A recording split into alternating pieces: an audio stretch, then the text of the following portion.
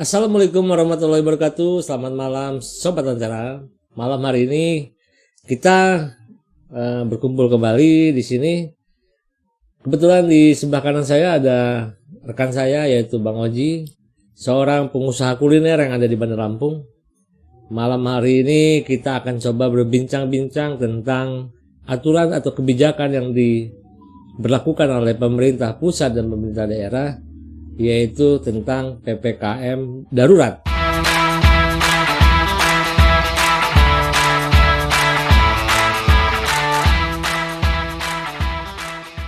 Nah, Bang Oji, malam ini kita akan coba mengupas tentang apakah itu PPKM darurat.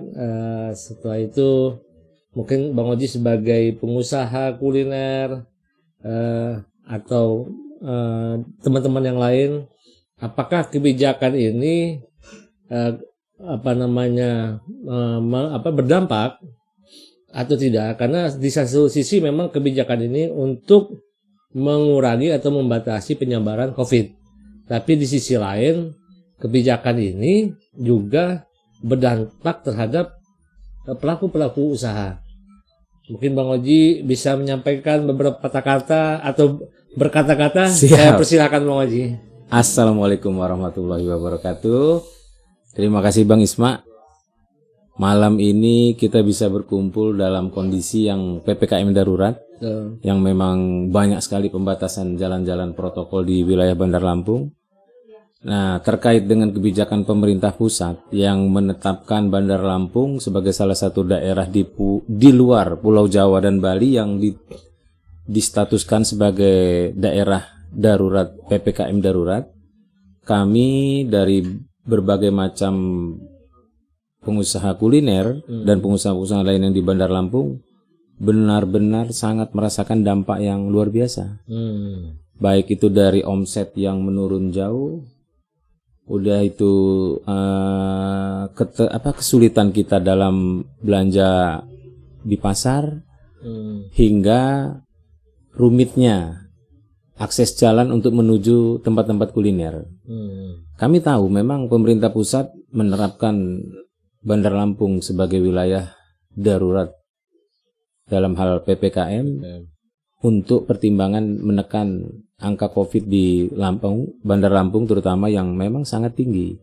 Tapi satu sisi kita memang merasa ini sampai kapan? Satu, kedua kita juga pengen tahu penerapan darurat PPKM ini besar nggak pengaruhnya untuk menekan penurunan angka COVID di Bandar Lampung. Karena belum ada juga hasil perhitungan bahwa setelah diterapkan sekian hari darurat PPKM di Bandar Lampung ini terjadi penurunan, kita belum tahu. Cuma yang saya dengar mulai kemarin itu Bandar Lampung sudah mulai turun status dari zona merah ke zona oranye. Betul. Gitu. Tapi Bang Oji, kebijakan pemerintah untuk melockdown atau menutup atau yang lebih elok lagi itu melakukan kebijakan PPKM ini adalah untuk membatasi ruang lingkup wilayah dan menurunkan aktivitas semua orang sehingga penyebaran COVID ini bisa menurun. Bang Oji setuju di situ? Saya setuju, tapi kita ini memang dalam kondisi yang sudah terlalu panjang. Udah hampir 1,5 tahun kita menjalani di era COVID ini.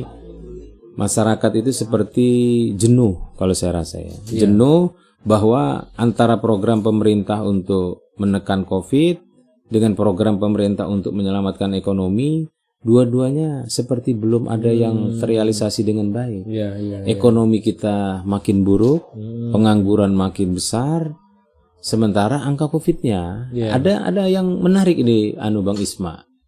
Jadi pasca kita vaksin besar-besaran di wilayah Bandar Lampung dan Indonesia, kita justru malah heran dengan angka COVID-nya kok yang semakin tinggi. Bahkan Indonesia ini angka kematiannya tertinggi nomor 1 di dunia untuk periode 1-2 minggu ini. Waduh, bahaya ya. Jadi gini, tadi saya sempat melihat berita online, ada pernyataan dari Sekda Provinsi Lampung menyatakan bahwa kenaikan tingkat COVID di Lampung dan di Bandar Lampung itu adalah karena keterbatasan jumlah vaksin yang masih minimum. Ya. Kalau tidak salah Lampung mendapatkan 1,6 juta dosis vaksin, sedangkan harusnya Lampung itu dapat 6,6 juta. Ya. Sehingga itulah muncul tingkat COVID yang sangat tinggi. Pertanyaannya adalah apakah vaksin ini benar-benar bisa mengantisipasi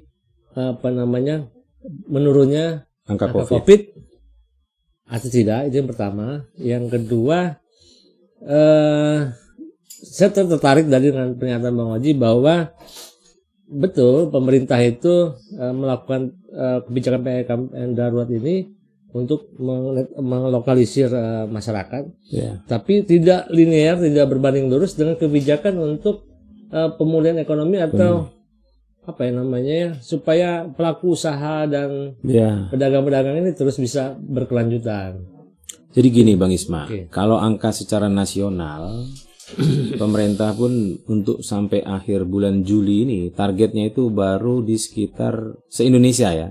Itu baru sekitar angka 40-an juta penduduk yang bisa divaksin. Sementara bandingkan dengan 267 juta rakyat Indonesia, anggaplah yang bisa divaksin 70% lah ya. Jadi angkanya juga memang masih jauh.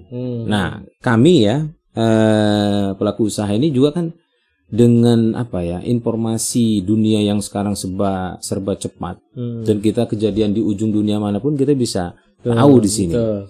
Kami agak bingung gitu ya. Di saat kita semakin berat-beratnya dalam kondisi COVID, dalam kondisi pembatasan, kita dipertontonkan Piala Eropa yang bisa ratusan ribu orang gitu ya beraktivitas menonton. Mereka leluasa tanpa protokol kesehatan, tanpa harus ada mewajibkan vaksin. Di Eropa nggak ada kewajiban untuk vaksin, itu tidak ada. Jadi penduduk yang mau divaksin boleh, yang nggak mau nggak ada masalah. Nah memang agak unik gitu lah. Kalau bahasa kita ya, namanya virus ini juga kan virus baru. Virus baru memang berarti logikanya seluruh dunia juga seluruh negara awam dengan virus baru. Namanya virus baru gitu. Tapi saya lebih melihat sepertinya Indonesia lebih banyak trial error yang tidak tepat sasaran. Betul. Saya kalau boleh mengusulkan ya Bang Isma, saya lebih memilih bahwa vaksinnya memang diperbanyak, pembatasannya memang dikurangi, tapi bukan dengan cara menutup akses jalan. Saya lebih tertarik kalau pemerintah kota, pemerintah provinsi melibatkan TNI Polri untuk lebih banyak satgas yang mengedukasi. Mengedukasi kan nggak terlalu luas lah. Wilayah Bandar Lampung nggak terlalu luas lah. Kalau mereka mengedukasi dengan kelurahan, kecamatan, satgas, atau bisa merekrut lah. Toh angka pengangguran kita juga lagi besar, kita bisa merekrut banyak rakyat untuk dilibatkan. Kita ini lebih butuh edukasi protokol kesehatannya. Jadi bukan aksesnya ditutup, sumber-sumber jalannya ditutup, keramaiannya ditutup, bukan. Tapi kita melihat bahwa rakyat ini semakin peduli dengan prokes atau tidak. Kenapa saya lebih memilih yang seperti itu? Karena dengan program-program yang sudah kita jalanin kayak sekarang ini membunuh pelaku perekonomian itu luar biasa. Dan kita tahulah bahwa negara ini juga sangat membutuhkan pajak daripada pelaku-pelaku usaha seperti ini. Jadi begitu pelaku usaha ini semakin sulit meraih income-nya, secara otomatis kan penerimaan pajak negara ini akan turun jauh. Dan itu sangat bahaya ya untuk PAD kita, APBN kita, sumber-sumber devisa kita itu bahaya. Gitu Bang Isma. Jadi gini Bang Isma, sebelum ditutup saya ingin nambahkan ya bahwa kita ini punya kerawanan sosial. Saya khawatir kalau kita terlalu keras dalam penegakan PPKM darurat ini, saya khawatir ini berubah menjadi masalah baru, masalah kerawanan sosial. Kenapa? Semakin tinggi tingkat kemiskinan, semakin tinggi tingkat pengangguran, itu semakin bahaya. Sementara kita pun tahu kondisi keuangan negara tidak dalam kondisi yang sedang baik.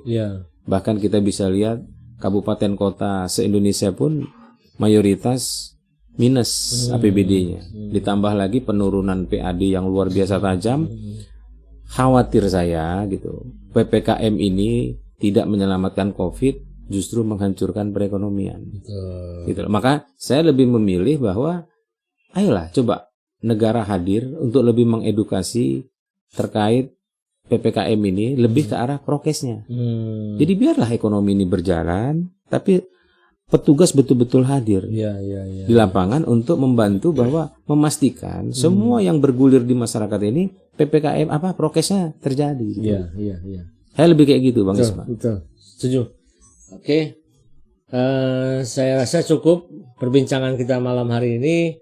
Mudah-mudahan harapan dan keinginan Bang Oji yang mewakili dari masyarakat umum bisa didengar oleh pemerintah. Bagaimana semangatnya adalah semangat menghilangkan penyakit yang ada di pandemi yang ada di Indonesia maupun di daerah ini, tapi ada sebuah kebijakan yang juga nantinya tidak mematikan dampak-dampak lainnya dan mematikan pelaku usaha lainnya. Mungkin itu teman-teman sekalian. Terima kasih atas pembicaraan kita malam hari ini. Salam Sobat Lentera.